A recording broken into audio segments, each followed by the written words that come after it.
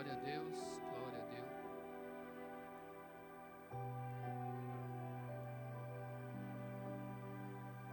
Oh, alô, alô, alô, alô, isso. Boa noite, igreja. Graça e paz. Tudo na bênção, tudo na paz. Espero que sim, Deus abençoe. Pode sentar, meus irmãos. Tá certinho. Glória a Deus. Como a Cris já deu uma pincelada aqui, eu quero reforçar, o pastor Mica, a pastora Pati, estão agora participando da oficialização da segunda igreja, da segunda igreja na mesa com Cristo. Estão dando posse lá para o pastor Jair, pastora Cátia, e recebendo aqueles membros lá, né?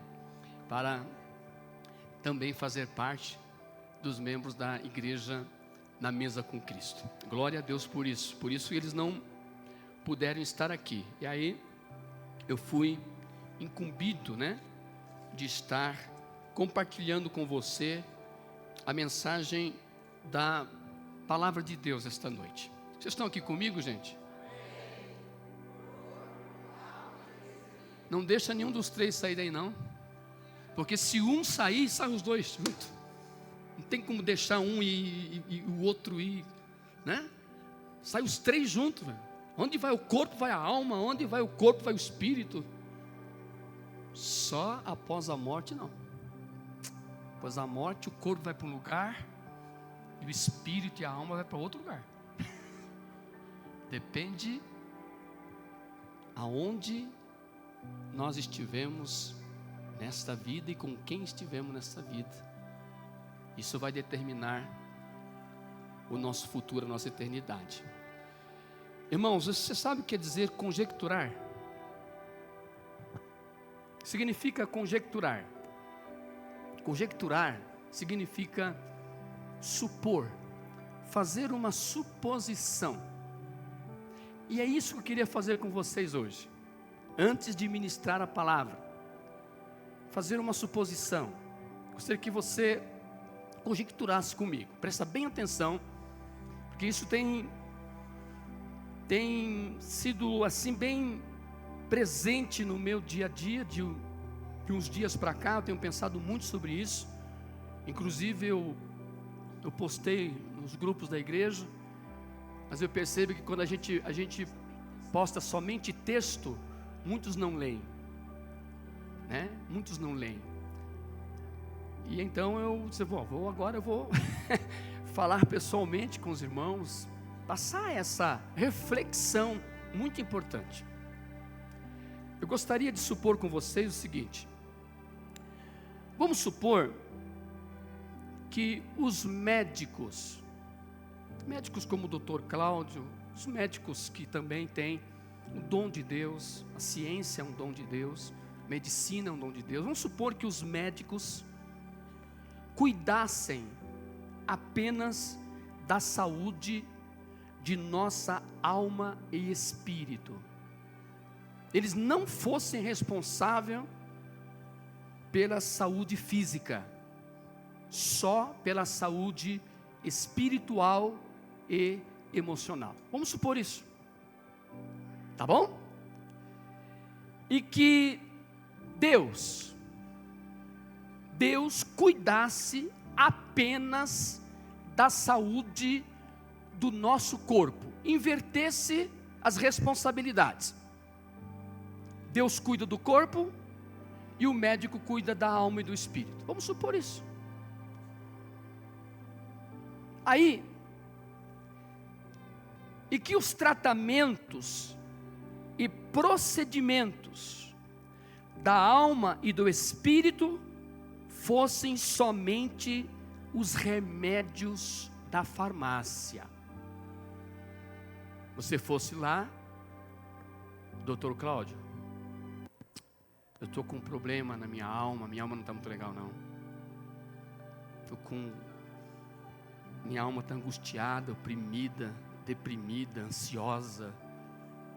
estou com problema no meu espírito, eu percebo que o meu espírito não está muito conectado com Deus, está meio fora do padrão divino. Aí o doutor fala assim: já sei o que é. É isso, isso, isso, eu vou te receitar uns remédios. Você passa na farmácia e compra.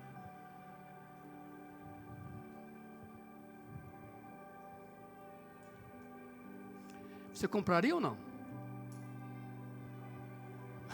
Compraria sim. Você compra remédio para cuidar do corpo? Por que não compraria remédio para cuidar da alma? Compraria sim. Ó, está aqui a receita, está aqui o procedimento, você vai comprar. Aí você vai, porque você foi no médico para quê? Para receber uma orientação dele e receber uma receita médica para comprar remédio para curar o teu problema. Agora, e que os tratamentos e procedimentos para a saúde do corpo fossem somente oração, leitura e audição e meditação da palavra, congregar, o que você faria? Por que da pergunta? Porque nós sabemos que somente Deus cura as doenças da alma. Só Deus, médico não. Pode ser um psicólogo, ele não cura a doença da alma. Ameniza, faz uns tratamentos, faz umas terapias, mas não cura, é só Deus. Só Deus. E Deus, Ele cura as doenças da alma somente. Não tem outro remédio. Através da oração, leitura, audição e meditação da palavra, congregar, se conectar com Deus. E mesmo assim, muitos de nós não se dispõem ao tratamento de Deus, que é o médico da nossa alma e do nosso espírito. Porém, quando se trata de cuidar da saúde do corpo, corremos rápido aos médicos e outros meios, seguindo as instruções, porque não queremos ficar doente e morrer. Não queremos. E a gente corre atrás. Esquecemos que a pior doença e morte não é a física, mas a espiritual. Não estamos desfazendo dos profissionais, como psicólogos e psiquiatras, que são muito importantes, no auxílio do tratamento das doenças psicossomáticas, mas não devemos esquecer das palavras de Jesus: se o Filho vos libertar, verdadeiramente sereis livres. João 8,36. Somente Deus pode curar por completo a alma e espírito, pois Ele é o fabricante. Ninguém entende melhor de alma e espírito do que Deus. Foi Ele que fez. Nosso espírito veio dEle. Portanto, corramos para Ele. É a nossa única solução. Não está bem emocionalmente? Não está bem espiritualmente? Corra para Deus. Ele é o médico da alma. Ele é o médico do espírito. Não está bem fisicamente? Vai procurar um médico. Siga os procedimentos. Tome as medicações. Corpo, alma e espírito. Temos que cuidar dos três, para que os três estejam bem. Se o corpo estiver bem, a alma não estiver, não seremos completos. E se a alma e o espírito estiver bem e o corpo não estiver, também está faltando algo. Mas quando os três estão bem, quando nós conseguimos, aleluia, conciliar o bem-estar físico com o bem-estar emocional, com o bem-estar espiritual, gente, é só alegria, é só vitória. Então, assim como a gente cuida do corpo, a gente corre atrás, toma as medicações, faz os tratamentos, faz o procedimento. Você precisa fazer uma cirurgia, você vai passar pela cirurgia, porque você não quer morrer. Nós precisamos tomar essa injeção, que essa injeção dói que só vem, mas você vai tomar a injeção, porque você não quer morrer. Poxa vida, irmãos. Mas quando os pastores, os conselheiros receita, remédio para a sua alma, para o seu espírito, por que você não toma? Por que você não pratica? Olha, o remédio para isso aí é leitura da palavra. Aí você não lê, você não ouve, você não reflete, você não medita. Ora, para resolver esse problema aí, você precisa orar. Orar mais, aí você não ora. Para resolver isso, você precisa congregar mais, se relacionar mais com Deus, e você não faz. Aí eu lamento informar que o problema da alma vai continuar, porque o único remédio é Deus. O único remédio é Deus, é o Senhor, é o Espírito Santo.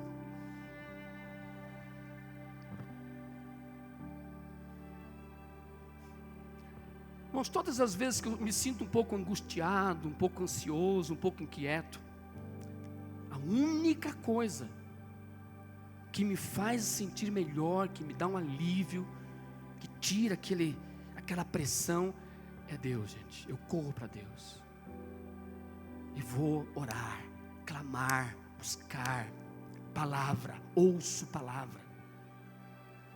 Porque quando a pessoa está muito ansiosa, muito inquieta, o pensamento dela está acelerado. Ela pensa um monte de coisa. O que tem que fazer então? Saturar a mente. Sature a mente com a palavra de Deus. Sature a mente com a palavra de Deus. Hoje está na moda, né? O foninho de ouvido, sem fio, com fio. Aí eu fico imaginando, a gente vê quando a gente vai de trem para São Paulo, tá todos ali, 99% das pessoas com foninho de ouvido. E eu fico imaginando o que cada um desses está ouvindo. Depende do que eles estão ouvindo, está trazendo sérios problemas para a saúde mental, para a saúde emocional e para a saúde espiritual. Mas dependendo do que eles estão ouvindo, também pode estar trazendo um bem-estar emocional e espiritual, porque é por aquilo. O remédio da alma e do espírito entra por aqui, ó. Por aqui, não é por aqui, é por aqui. A fé vem pelo ouvir e ouvir a palavra. Sature a tua mente com a palavra de Deus. Dá glória a Deus aí. Aleluia! Eu lembro quando eu comecei na igreja, isso há 43 anos atrás. Aí os meus colegas que caminhavam comigo, naquela vida devassa que eu tinha, alguns começaram a dizer assim para mim: você está indo naquela igreja? Eles vão fazer uma lavagem cerebral em você. Meus colegas falavam: para de ir lá, rapaz, eles vão fazer uma lavagem cerebral em você. Eu confesso que a princípio, pastor Angélico, fiquei meio preocupado. Lavagem cerebral, será que eu vou ficar meio doidão e tal, não sei o quê? Mas depois eu comecei a perceber que realmente começou a haver uma lavagem cerebral na minha mente. E eu comecei a perceber que a sujeira, que o lixo que eu tinha acumulado durante toda a minha vida começou a dar lugar a uma limpeza espiritual. Sabe o que muitos de nós estão precisando hoje? Lavagem cerebral. Tem muito lixo, tem muita sujeira aqui, ó, que vem através das informações do inferno, que são enviadas para nossa mente através dos olhos e dos ouvidos. E a mente de muitos de nós cristãos está poluída demais. Então o que eu tenho que fazer? Lavar a minha mente. Não é pegar uma mangueira e pôr aqui na orelha e Jesus falou assim para os discípulos: vocês já estão lavados pela palavra que eu vos tenho dito. Vocês já estão lavados. Gente, isso aqui lava mesmo, lava. Lava, e tem que lavar. E é a única coisa que lava,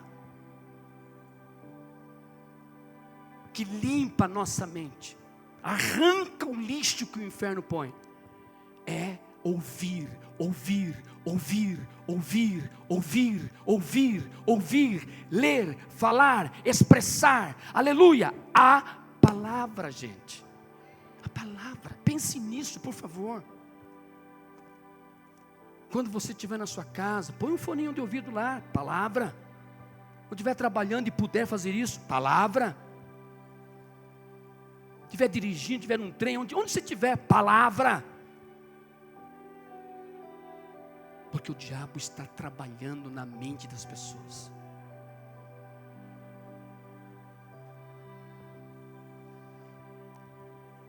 Antigamente, o diabo trabalhava para tirar as pessoas da igreja. Hoje ele não está muito preocupado em tirar as pessoas da igreja, embora seja um dos objetivos deles também. Mas ele está trabalhando mais para poluir o cérebro, a mente das pessoas e mantê-las na igreja. Porque estando com a mente poluída, suja, o Espírito Santo não vai conseguir ministrar, libertar. Por isso a gente precisa dar vazão à palavra para ir tirando a sujeira. Então, assim como você, eu, nós cuidamos do corpo, vamos cuidar da alma, gente. Vamos cuidar do espírito, gente. E o único remédio é Deus, é Jesus na veia. É Jesus na veia. É Jesus na veia. O sangue de Jesus purifica de todo pecado. Você pode aplaudir e glorificar o Senhor? Aleluia! Glória a Deus. Glória a Deus. Amém. Amados, agora sim. Agora a gente vai ministrar a palavra do Senhor, embora não deixe de ser uma ministração, essa conjectura que nós fizemos aqui. Recebo em nome de Jesus a oração que a Cris fez. E eu quero nessa noite pedir que vocês continuem atentos para nós ministrarmos a palavra de Deus, que vai fazer a limpeza, né, que a gente precisa na nossa mente e vai nos ajudar a nos manter libertos e sarados em nome de Jesus. Amados, há uma expressão muito usada nos dias de hoje que é: nós não estamos mais no tempo da lei. É uma expressão muito falada entre os cristãos. Cuidado, nós não estamos mais no tempo da lei. Nós estamos no tempo da graça.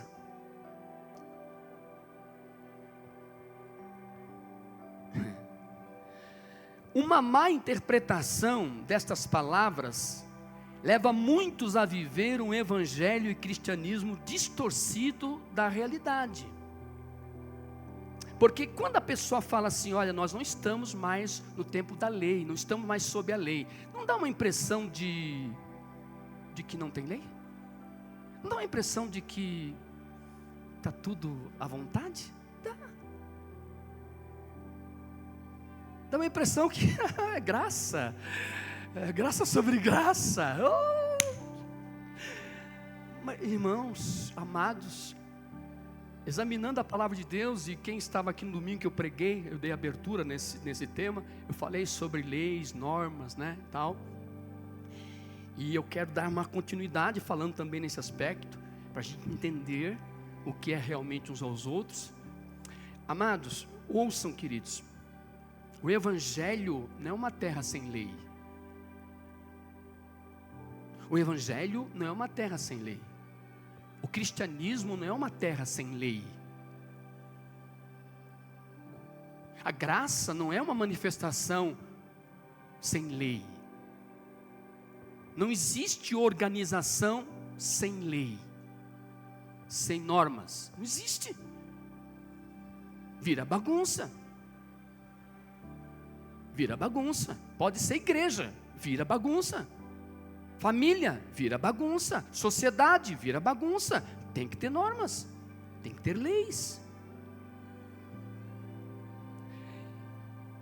E a Bíblia diz que nós não precisamos ter medo da lei, porque a lei, ela é perigosa para quem é fora da lei.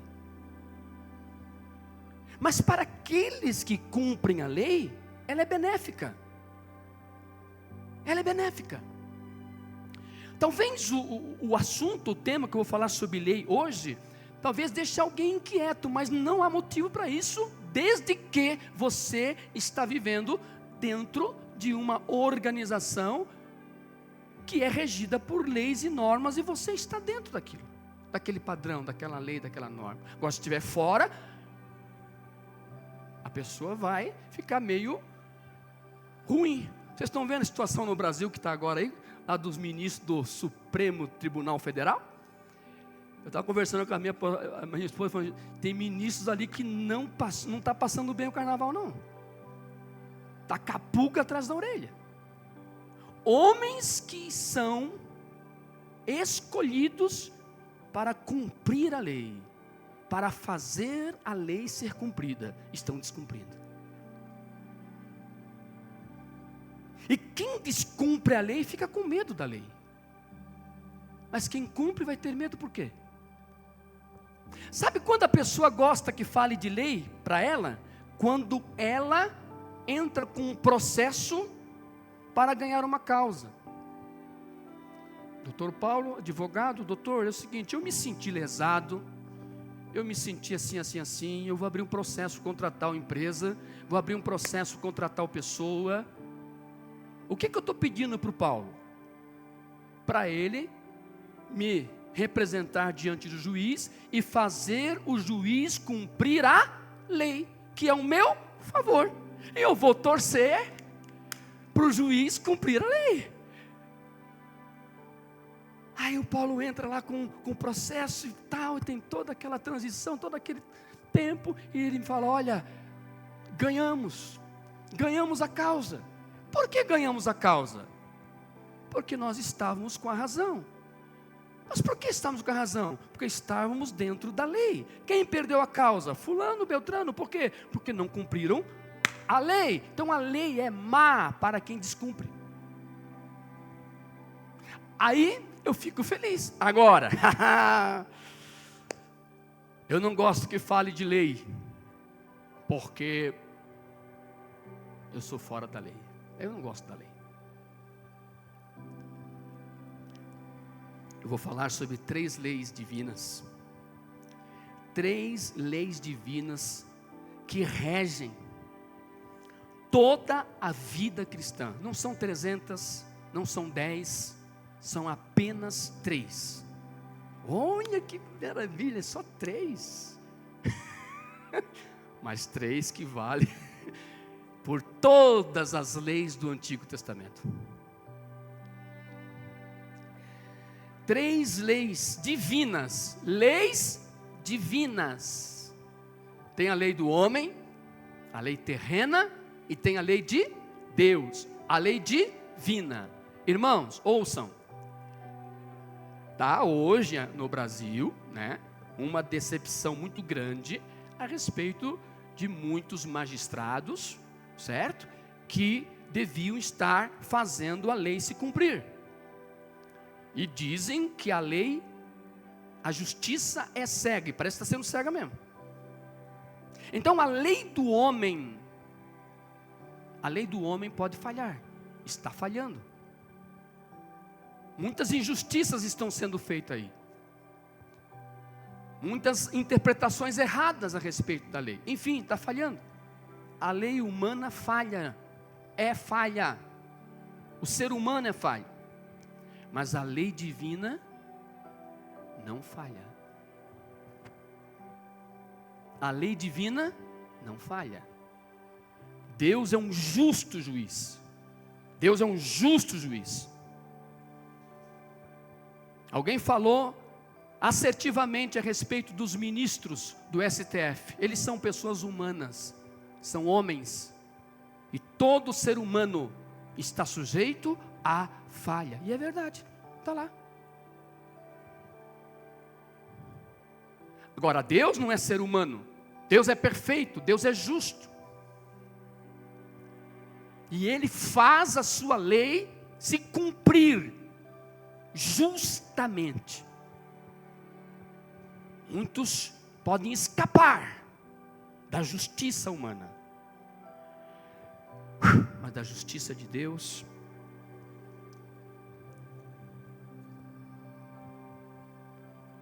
ninguém escapa. São 3 leis, e a primeira lei que eu quero comentar com vocês, bem rapidinho, é sobre a lei do retorno. Digo assim, lei do retorno. Lei do retorno. A lei do retorno é um princípio espiritual e moral que afirma que todas as ações, pensamentos e sentimentos produzem consequências, resultados, que retornam ao emissor, quem emitiu, quem fez, quem passou para frente, quem produziu. Vai retornar ao emissor, positivo ou negativamente, semelhante ao efeito bumerangue. Sugere que colhemos o que plantamos, sendo uma forma de justiça natural ou divina, onde o bem gera paz e o mal gera retorno das ações praticadas. Primeira lei é a lei do retorno. Quem dá, recebe. Quem dá, recebe. Pessoal da mídia aí, pessoal da Bíblia, prepara porque vai ter muitos textos bíblicos. Porque eu louvo a Deus, irmãos, por nós dessa igreja sermos Bíblia pura, sem mistura. O que nós pregamos aqui tem que ter base bíblica. Base bíblica. Eu louvo a Deus pela vida do pastor Mica, da pastora Pati, que agora são os pastores dessa igreja. Já perceberam que todas as pregações que eles fazem aqui tem muita Bíblia? O Mica até mais caprichoso que eu. Ele faz ali os slides com os desenhos lá que o Aquil faz, e fica muito ilustrativo, muito legal. E você vê textos bíblicos confirmando, dando base legal para aquilo que está sendo pregado. Então, o que nós pregamos aqui não é ideia nossa, é Bíblia. E nós cristãos, qual é a nossa base, a nossa regra de fé? A Bíblia. Nossa bússola, a Bíblia. Então nós vamos usar bastante versículos bíblicos para dar apoio ao que nós estamos ministrando. Eu estou falando sobre a lei do retorno. Põe para nós lá, Mateus capítulo 5, verso 1 ao 9. Mateus capítulo 5, verso 1 ao 9. Por favor. Irmãos, eu estava preparando a mensagem hoje, lendo. Aqui é uma parte do Sermão da Montanha. Jesus pregou para uma multidão de pessoas. Primeiro sermão para um grande público, chamado Sermão da Montanha, porque Jesus estava sentado, no alto de uma montanha, e lá embaixo havia 5, 6 mil pessoas, ouvindo o que ele estava pregando, ensinando, e não tinha microfone, caixa de som, tecnologia que tem hoje, não tinha. E eu lembro quando nós fomos em Israel, primeira vez com o pastor Cláudio, nós fomos lá no Monte das Bem-aventuranças, fica às margens do Mar da Galileia, de lá do monte dá para ver o Mar da Galileia. E eu lembro que o guia que estava com a gente, ele falou assim, tá vendo lá embaixo, nós subimos lá no monte, ele mostrou, tá vendo lá embaixo, quando Jesus pregou o Sermão da Montanha, ali tinha 5, 6 ou 7 mil pessoas, e é uma distância muito longa. E eu lembro que alguém perguntou para ele assim: mas as pessoas todas conseguiam ouvir o que Jesus falava, sendo que ele não tinha nenhuma tecnologia na época de som e tal? E ele falou assim: Jesus usou de um recurso muito natural. E no alto daquele monte sopra um vento contínuo ali. E o que Jesus fez? Jesus usou o poder do vento para levar o som da voz dele, e todos que estavam lá embaixo ouviam. Que coisa linda, né? E olha qual foi o primeiro sermão. Eu vejo aqui no primeiro sermão de Jesus, ele aplicando ou ensinando a lei do retorno. Vamos lá. E Jesus, vendo a multidão, subiu a um monte, e assentando-se, aproximaram-se dele os seus discípulos, e abrindo a sua boca, vocês estão aqui comigo, gente? O que Jesus fazia? Ensinava. Ensinava. Ele não apenas pregava, mas ele ensinava. Ensinava dizendo: bem-aventurado os pobres em espírito, porque deles é o reino dos céus. Agora, olha a lei do retorno. Bem-aventurados que choram, porque eles serão consolados. Vamos lá. Bem-aventurados mansos, porque eles herdarão a terra. Resultado, você está vendo aqui a primeira parte, o que eu tenho que fazer. E a segunda parte, o que eu recebo. Qual é o retorno que eu vou ter? Não é assim que o ser humano vive? O que eu vou ganhar com isso? Vai dizer que não. O que eu vou ganhar com isso? E eu preciso pensar, o que eu ganho com isso? É a lei do retorno. Continua, por favor. Bem-aventurados que têm fome e sede de justiça, porque eles serão fartos. Bem-aventurados os misericordiosos, porque eles alcançarão misericórdia. Eu sendo misericordioso, o que eu ganho com isso? Eu ganho misericórdia. Até o 9, né? Bem-aventurado, aqui ó, os limpos de coração. O que eu ganho com isso? O que eu ganho em manter meu coração limpo? Sem ressentimento, sem mágoa, sem rancor, sem sentimento de vingança, sem ódio, sem ira. O que eu ganho com isso? Está aqui, ó. Você vai ver Deus. É pouco que é mais. O que eu ganho em manter-me limpo, puro? O que eu ganho? Eu vou ver Deus, é a minha recompensa, é a lei do retorno. Último, bem-aventurados pacificadores, porque eles serão chamados filhos de Deus. Eu sou da paz. Eu abro mão da minha razão pela paz. Pela paz no meu grupo, pela paz na minha igreja, pela paz no meu casamento, pela paz na minha família. Mas o que é que eu ganho com isso?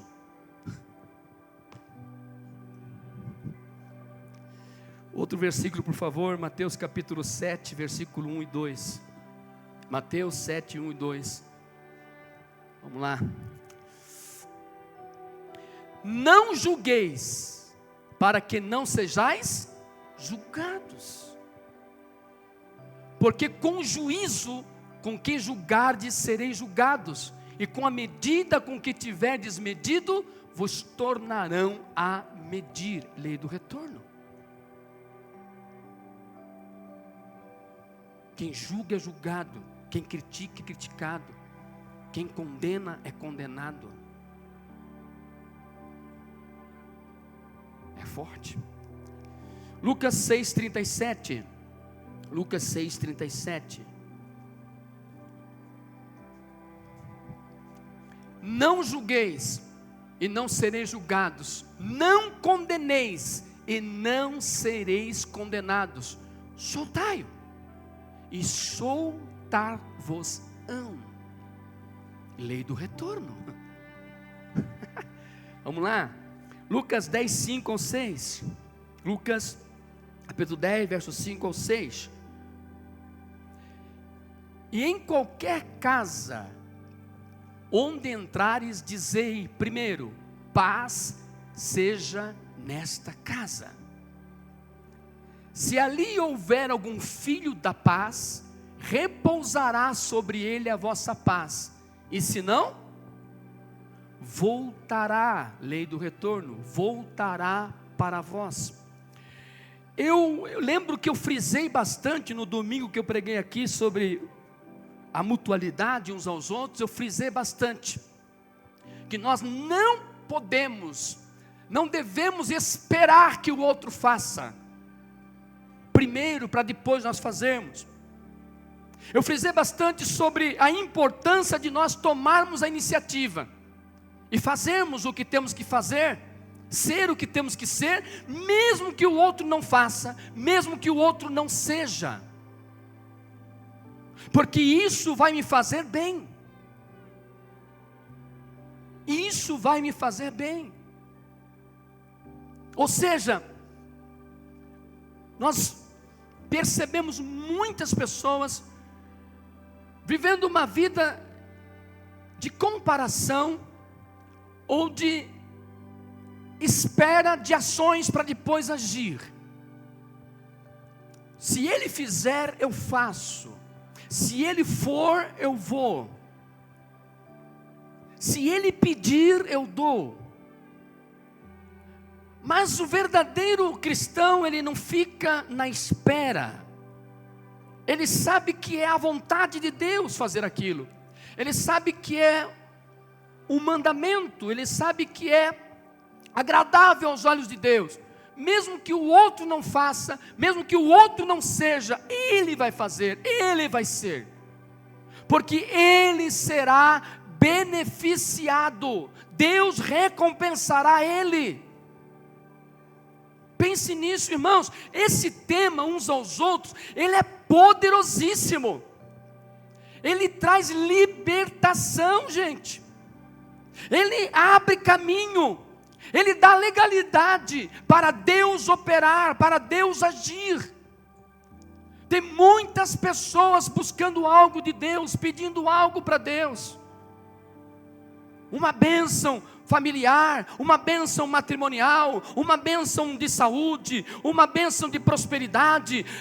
Nós temos nossas causas, nós temos nossas necessidades que apresentamos diante de Deus. Mas você sabia que tem muitas pessoas que não estão alcançando, não estão recebendo o que tem pedido de Deus, a bênção que precisa, porque ele não está praticando a mutualidade?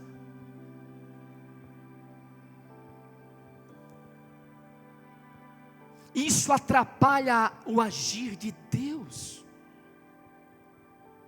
Quando eu abençoo, eu sou abençoado. Quando eu ajudo, eu sou ajudado. Quando eu perdoo, eu sou perdoado. Mesmo que a pessoa, mesmo que a pessoa não me retribua, mas eu não aguardo dela a retribuição, eu aguardo do meu Deus, é Ele que vai nos retribuir. Tem muita gente ingrata. Você faz, você ajuda, você vai e tal. Daqui a pouco a pessoa vira as costas para você, te abandona, te deixa, e ainda às vezes te critica. Tem muitas pessoas ingratas. Mas você vai deixar de praticar a mutualidade porque alguém está sendo ingrato com você? Porque a pessoa não te recompensou de alguma forma? Não faça isso, continue. Porque se as pessoas não reconhecerem, se as pessoas não te recompensar, pode ter certeza, papai do céu vai te recompensar. É a lei do retorno.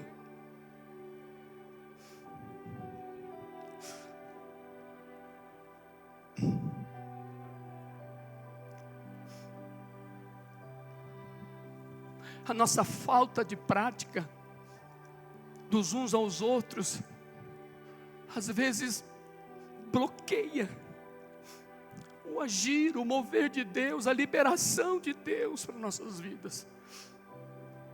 Se nós carregamos conosco algum tipo de resistência, algum tipo de mágoa, de rancor, de ressentimento, de ódio, isso bloqueia as bênçãos de Deus.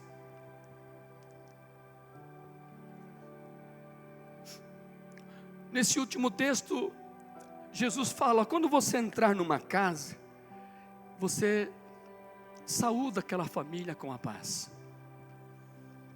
Paz seja convosco, graça e paz. Quando você se encontrar com alguém, seja na rua ou na igreja, é teu irmão na fé, cumprimente com a paz, graça e paz, meu irmão. Tem gente que retribui, dizendo: ô irmão, graça e paz. Tem outros que não respondem, não. Tem outros que fica até meio acanhado. Mas o que o Senhor fala? Ele fala que quando você cumprimenta, libera e deseja a paz para alguém, se essa pessoa, ela for digna para receber aquilo ali, ela recebe. Mas se ela não receber, ela não aceitou, está tendo alguma situação lá que ela não consegue, a paz não consegue entrar nela, o que acontece com aquela paz? Ela volta para você, a lei do retorno, ela volta para você, ela volta.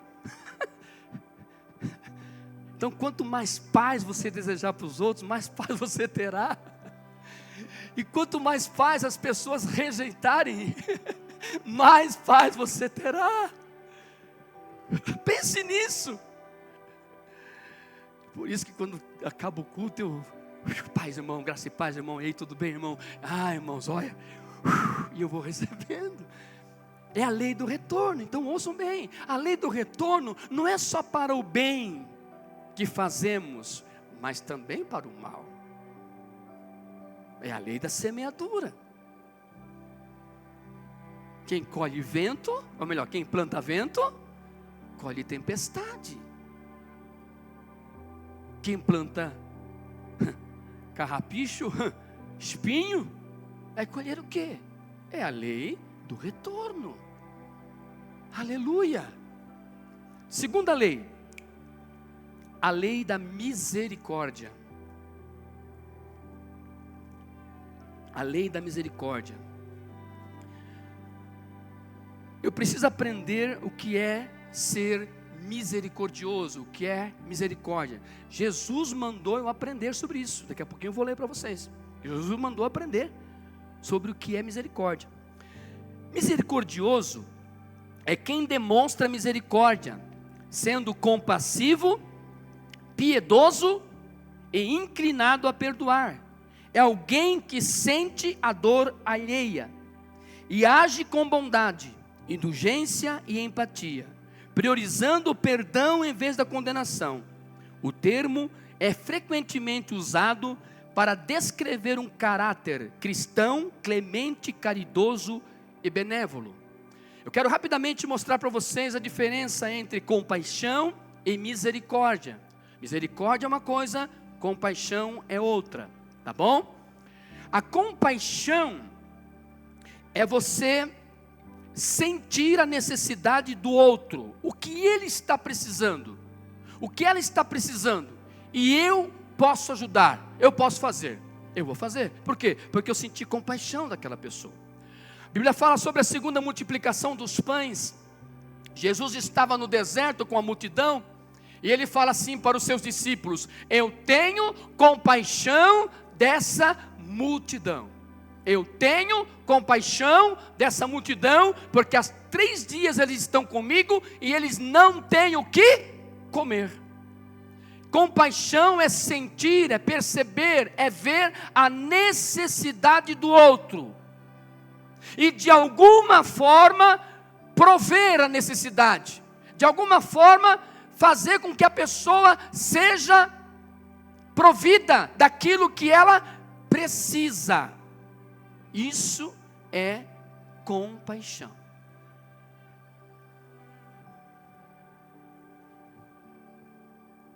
E misericórdia? Misericórdia é um pouquinho mais profundo. Misericórdia é não dar à pessoa o que ela merece. É não dar à pessoa o que ela merece. O Senhor olha para nós e diz assim: você merece o inferno por tudo que você fez, mas eu sou um Deus misericordioso e eu te dou o céu.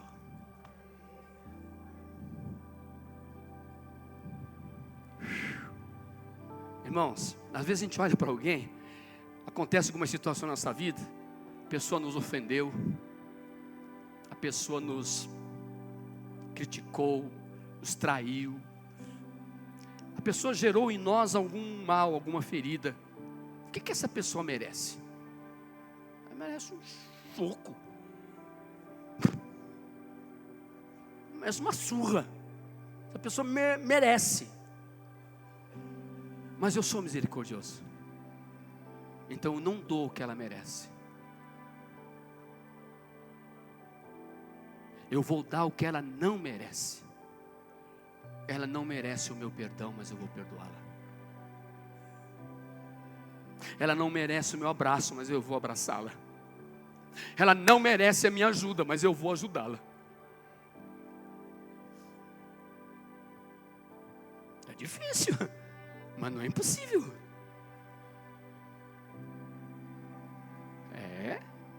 Isso é ser misericordioso. Quem assistiu aquele filme O Gladiador?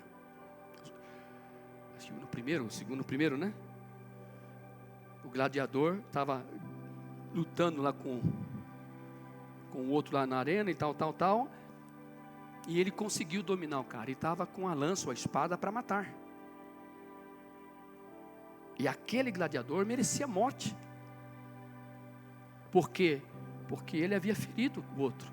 Ele queria matar o outro. E o imperador fez assim, ó: mata.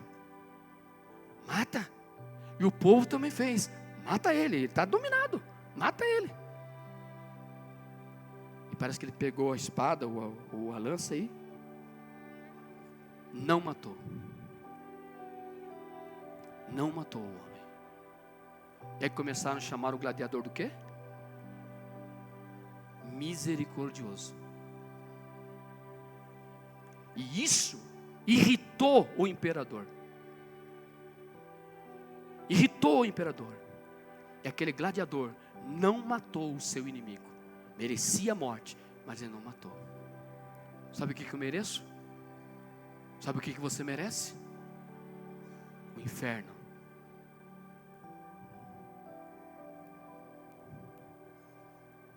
A Bíblia fala isso. Que não há um justo sequer. Que o salário do pecado é a morte. Que nós já estávamos condenados. E Deus foi misericordioso para comigo e com você. E não nos deu o inferno, nos deu o céu. Você pode glorificar a Ele? Pense nisso. Não se vingue. Seja misericordioso. Pague o mal com o bem. É o que a Bíblia ensina. Vamos lá, a Bíblia é pura sem mistura? A lei da misericórdia. Lucas 6,36, por favor. Lucas 6,36. Vocês estão aqui comigo, gente? Glória a Deus. Se tiver alguém cochilando do seu lado, dá um botãozinho assim na costelinha dele. Sede, pois, misericordiosos, como também vosso Pai é. Isso aqui é uma lei. Não é uma sugestão. É uma lei divina. Outro, Mateus 9,13. Mateus 9,13. Olha que forte isso aqui, irmãos. Olha, irmãos, isso aqui é muito forte. é uma ordem para mim e para você. Ide! Ide, porém, aprendei o que significa misericórdia eu quero. E não sacrifícios. Porque eu não vim chamar os justos, mas os pecadores ao arrependimento. Jesus dando uma ordem para mim e para você: vá, aprenda o que é misericórdia. Aprenda o que é ser misericordioso. Porque misericórdia eu quero, não sacrifício. Que adianta sacrifício sem misericórdia? Não vale nada. É forte isso, gente. Outro versículo, Mateus 12:7, bem semelhante a esse, Mateus 12:7. Mas se vós soubesseis o que significa misericórdia quero, e não sacrifício, não condenaríeis os inocentes. Nós somos rápidos em condenar as pessoas, irmãos. Somos rápidos em desqualificar. Somos rápidos em dizer: você está fora, você não pode.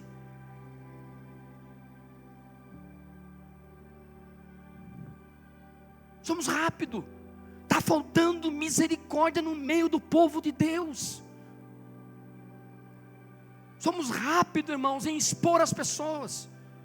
Somos rápidos em fechar as portas. Somos rápidos. Que Deus nos perdoe. Somos rápidos, irmãos.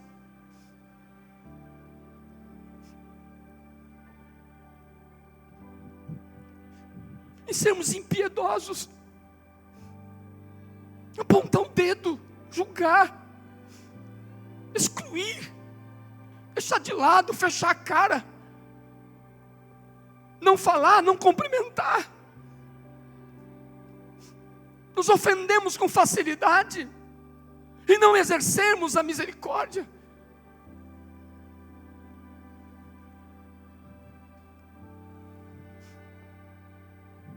Só que a Bíblia diz que com a mesma medida que eu meço, eu serei medido. Não está sendo misericordioso? Mas também não vai receber misericórdia. É muito sério isso, queridos. Que adianta nós termos uma igreja, irmão, de 500 membros, 1000 membros, e o povo não se amar, não se honrar, não se respeitar, não se perdoar, não ser gracioso, misericordioso um para com o outro? Não adianta. Não vai passar de um juntamento de gente, aglomeração de pessoas, não é igreja.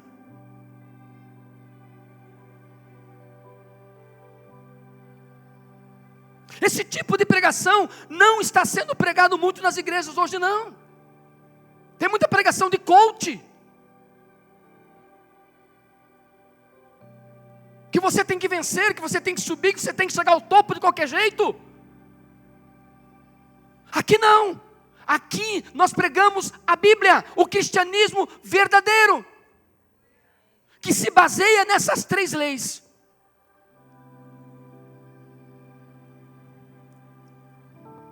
Oséias 6:6.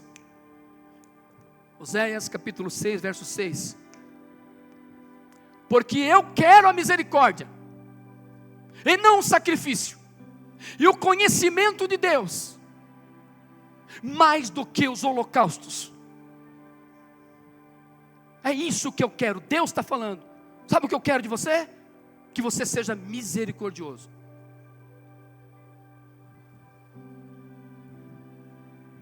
Sacrifique menos e pratique mais a misericórdia. O Senhor não está dizendo que Ele não quer sacrifício. Ele quer sacrifício acompanhado com misericórdia. Misericórdia é um atributo de Deus. Misericórdia é um atributo de Deus, irmãos. É algo que faz parte da natureza de Deus, do caráter de Deus. Lamentações 3, 22, 23, por favor. Lamentações 3, 20. Deus é misericordioso. E quem é de Deus Quem tem Deus, quem vive com Deus e em Deus, Ele é um misericordioso por natureza. Ele é um misericordioso porque Ele tem um Deus misericordioso com Ele. E isso reflete nele. Ele reflete isso. Novas são cada manhã, grande é a tua fidelidade. A minha porção é o Senhor, diz a minha alma, portanto esperarei nele. É Lamentações? Está certo? Põe outra tradução para nós, por favor. Lamentações 3, 22 e 23. Outra tradução que tem a palavra misericórdia. Isso.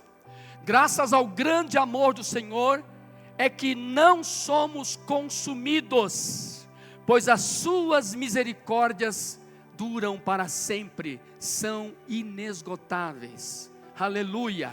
Vamos lá. Renovam-se a cada manhã, grande é a sua fidelidade. Sabe por que eu acordei hoje? Sabe por que você acordou hoje? Sabe por que nós estamos hoje aqui? Porque a misericórdia de Deus mais uma vez entrou em ação na nossa vida. A cada manhã, Remanaia, a misericórdia do Senhor é renovada. Quando chega meia-noite, a misericórdia daquele dia, João, se esgotou. Deus fala assim: rapaz, hoje você me deu trabalho. Hoje não foi fácil não. Mas a minha misericórdia te preservou. A minha misericórdia te perdoou. Tá bom? E já está começando outra novinha para você. Está se renovando, tá bom? Glorifique o nome do Senhor. Isso é muito profundo.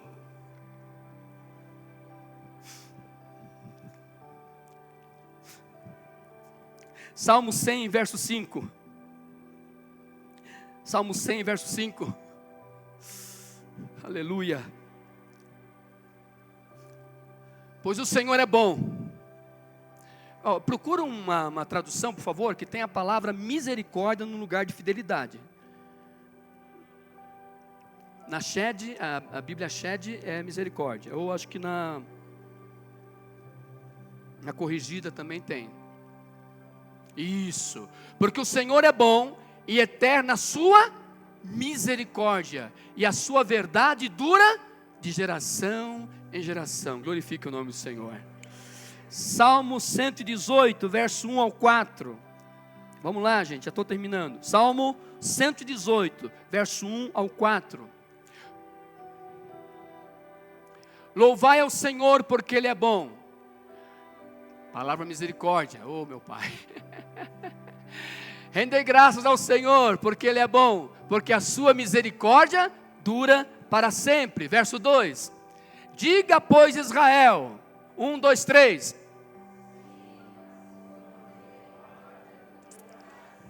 Diga, pois, Israel, 1, 2, 3. Versículo 3. Diga, pois, a casa de Arão, 1, 2, 3. Versículo 4. Digam, pois, os que temem ao Senhor. Aleluia! Agora vocês vão ver e vão também recitar comigo o Salmo 136. Gente, tem ali, nós vamos ler 26 versículos. E no final de cada um, tem essa frase: porque a sua misericórdia dura para sempre. Por que o salmista fez isso? Por que ele usou um texto longo, falando de alguns atributos de Deus, falando de alguns feitos maravilhosos, milagres, ação divina, e no final ele diz: porque a sua misericórdia dura para sempre. Por quê? Porque Ele quer que fique, aleluia, bem memorizado, bem inserido em nosso coração. Ele quer que a gente não esqueça, que a gente se lembre todo dia que o nosso Deus é um Deus de misericórdia.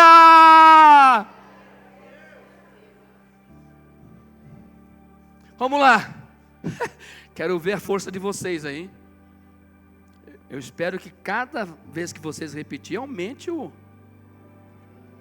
e não enfraqueça. Vamos lá. Rende graças ao Senhor.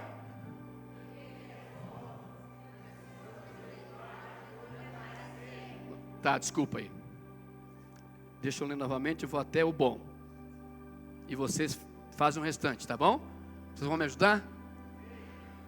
Rende graças ao Senhor, porque Ele é bom.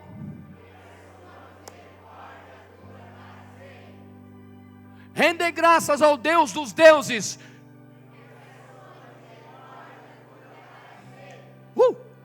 Rende graças ao Senhor dos senhores. Ah, dá para melhorar, né, gente? Vamos lá. Ao único que opera grandes maravilhas. Aleluia. Aquele que com o entendimento fez os céus. Aleluia. Aquele que estendeu a terra sobre as águas. Aleluia. Aquele que fez os grandes luminares.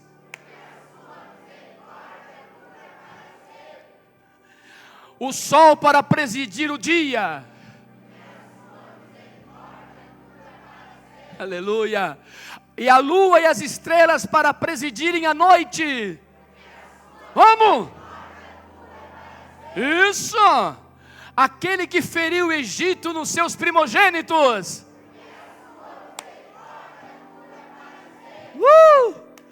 E tirou a Israel do meio deles. Aleluia. Com mão poderosa e braço estendido. Aleluia. Aquele que separou em duas partes o mar vermelho. Isso. E por entre elas fez passar a Israel. Aleluia. Mas precipitou no mar vermelho a Faraó e ao seu exército. Aleluia. Aquele que conduziu o seu povo pelo deserto.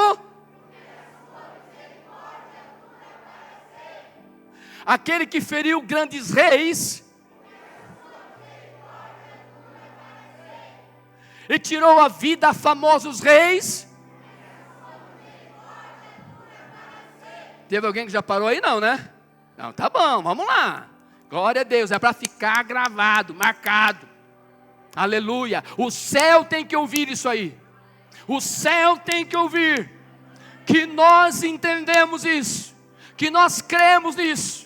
Aleluia. Que o nosso Deus é um Deus de misericórdia, por isso não somos consumidos. O inferno também precisa ouvir. Que nós servimos a um Deus misericordioso. Por isso não adianta o diabo apontar o dedo e dizer que você está perdido, é mentira dele, porque Deus é misericordioso para comigo e com você. Você está entendendo? Tem que expressar isso. Aleluia, tem mais, vamos lá.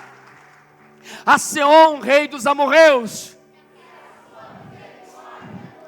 Oh, glória. E a Og, rei de Bazã. Cujas terras deu herança. Em herança a Israel, seu servo.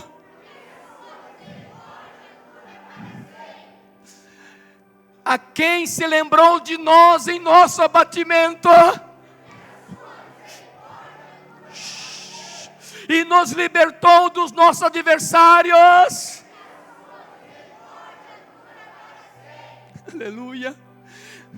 E dá alimento a toda a carne.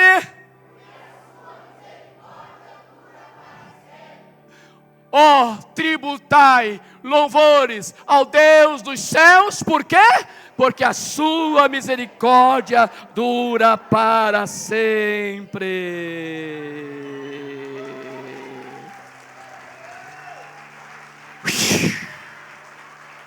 Oh!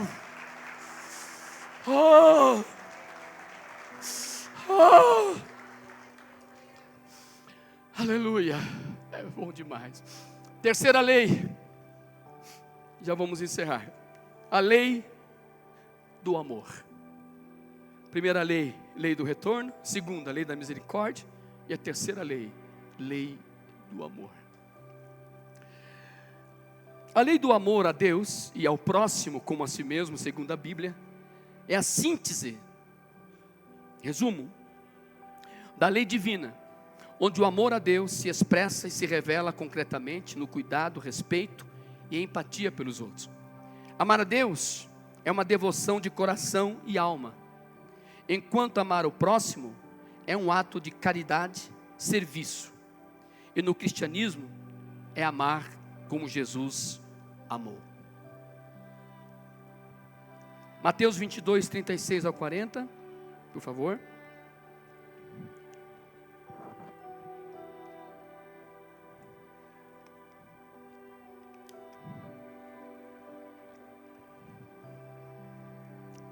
Mestre, qual é o grande mandamento na lei?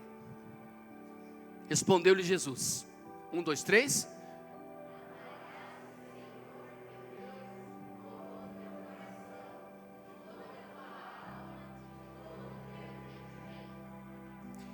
Este é o grande e primeiro mandamento. É sugestão? O que é? Mandamento. Segundo, o segundo semelhante a este é: amarás o teu próximo como a ti mesmo. Quem se ama, diga amém. Então, na medida que você se ama, você deve amar o teu próximo. Nem a mais, nem a menos. É no mesmo nível. Amém? Olha aqui, ó. Destes 2 mandamentos dependem toda a lei e os profetas. Eram 10. Resumiu para 2, que não vale apenas pelos 10. Vale pelos 600 e poucos mandamentos do Antigo Testamento. A lei do amor. Põe para nós João 13, 34 ao 35. João capítulo 13, verso 34 e 35. É este o versículo que estamos usando como base para o nosso tema, uns aos outros. Uma nova sugestão vos dou: que vos ameis uns aos outros, assim como eu vos amei, que também vos ameis uns aos outros. É isso? Não? O que eu disse? Sugestão. Oxi. Um novo mandamento eu vos dou: que vos ameis uns aos outros, assim como eu vos amei. Certo? Nisto conhecerão todos que sois meus discípulos, se tiverdes amor uns aos outros. É forte. Romanos 13:8, estou correndo aqui. Romanos 13:8 ao 10.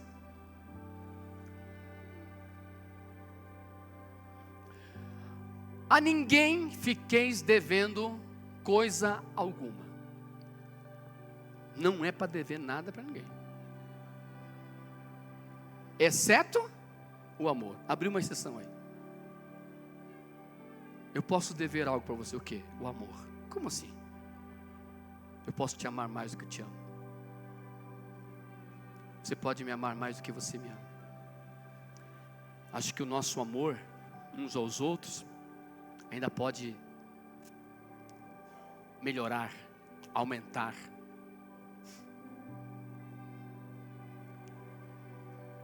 Então, se você me deve algo, é o seu amor. E se eu te devo algo, é o meu amor. Talvez eu ainda não esteja te amando como devia, e nem você me amando como devia. Eu acho que eu posso te amar mais. Eu acho que eu posso te honrar mais. E eu acho que você também pode. A ninguém fiqueis devendo coisa alguma, exceto o amor com quem vos ameis uns aos outros, porque quem ama o próximo tem feito o quê? Cumprido a lei. Como é que eu vou cumprir a lei?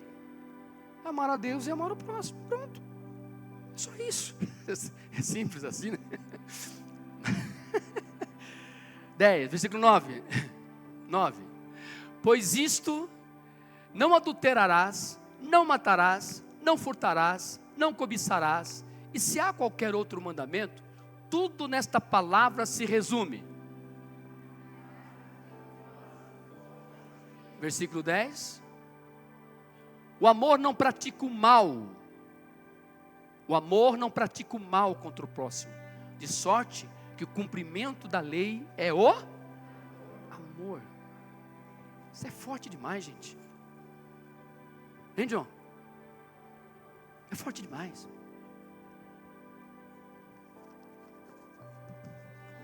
Pastor, como eu posso cumprir a mutualidade? Só através do amor. Porque se eu amo você, eu vou fazer algum mal contra você? Não, porque eu te amo. Se você me ama, você vai me fazer algum mal? Não é possível. O amor impede.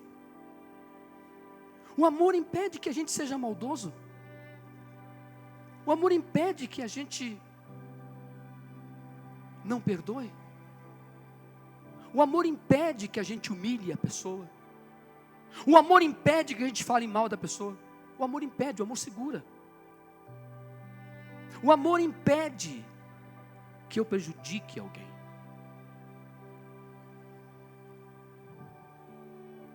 E é muito forte isso aqui. Quer ver? Põe para nós lá novamente.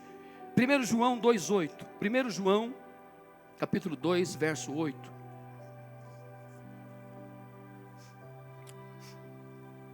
Meu Deus, nos ajude, Senhor. 1 João, capítulo 2, verso 8 ao 11. Olha lá, irmãos. É Bíblia pura, sem mistura, querido. Todavia vos escrevo, o quê? Novo mandamento. É mandamento, gente. Eu bato nessa tecla. Não existe evangelho sem lei.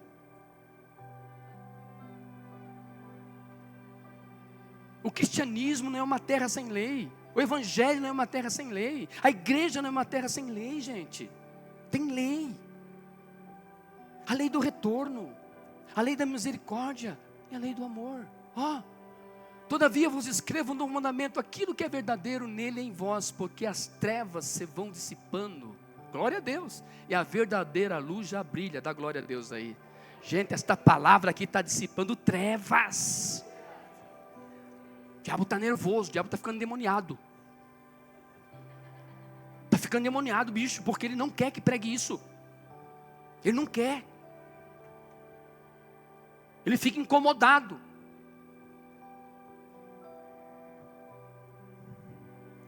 Aquele que diz estar na luz e odeia seu irmão, misericórdia. Até agora está nas trevas. Eu não gosto daquele irmão. Eu não gosto daquela irmã. Eu não vou com a cara dela. Nem com a cara dela. Sangue de Jesus tem poder. Vamos lá.